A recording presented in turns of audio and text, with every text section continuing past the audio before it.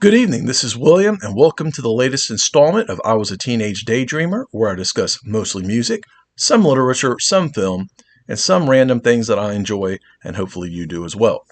Tonight's episode is going to be a new purchase. This is actually an album that my son picked up for me while he was visiting family up in Tennessee. He was in, I believe, a antique store, and they had a crate of mostly jazz records. But they also had one David Bowie album, and he couldn't remember what it was. And they had this Hawkwind Sonic Attack from 1981. And he took a picture of it, and he goes, "What do you think about this?" I said, "I think you need to get it." And he goes, "You need to send me the money." I said, "That's uncool. You should buy it for me." But, he's only 16, so let that one slide. So I got him the money, and he got me the record. And this is a 2021 reissue on Cherry Red Records. It's very nicely done. It's very slick and shiny and pretty. It has a nice lyric sheet. And it also came with a single for Angels of Death that has Transdimensional Man as a non-album B-side, both vinyl for the album and for the single, or this nice blue. And so this is an album after the second album, third album, maybe after their Hawk Lords days. The album previous, Levitation, had the infamous Ginger Baker on drums, and they were working on another album when he and the keyboard player had issues, I believe, with the bassist, Harvey Bainbridge, and they said, "He goes or we go," and Dave Brock said bye. And so they left. And they decided to bring in Martin Griffin on drums, who had been playing with Hawk Lords.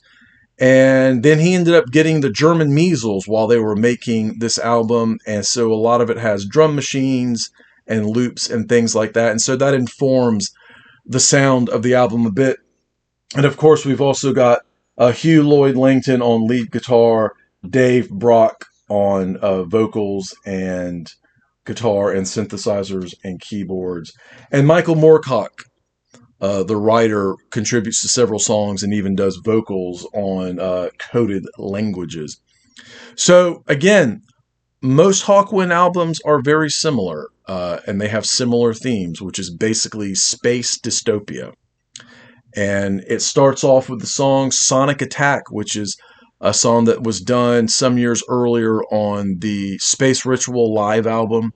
And it is a terrifying song and is basically the procedures you need to take in case of Sonic Attack.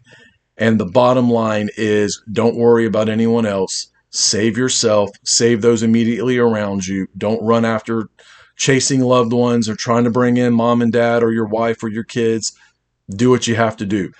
It is a tension-building song, and it really, really is terrifying. Honestly, Dave Brock could have been a Dalek. His voice, his delivery of this stuff is so cold and so sterile, and yet absolutely terrifying.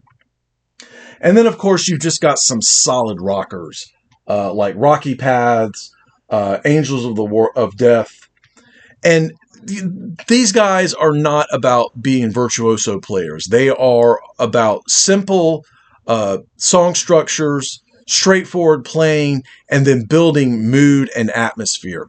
And those early albums were like that, and 1981's Sonic Attack is the exact same type monster. And they continued that way. Yes, it's a little bit dated sounding because of the drum machines, because of the use of more synthesizers, and their next couple albums were like that.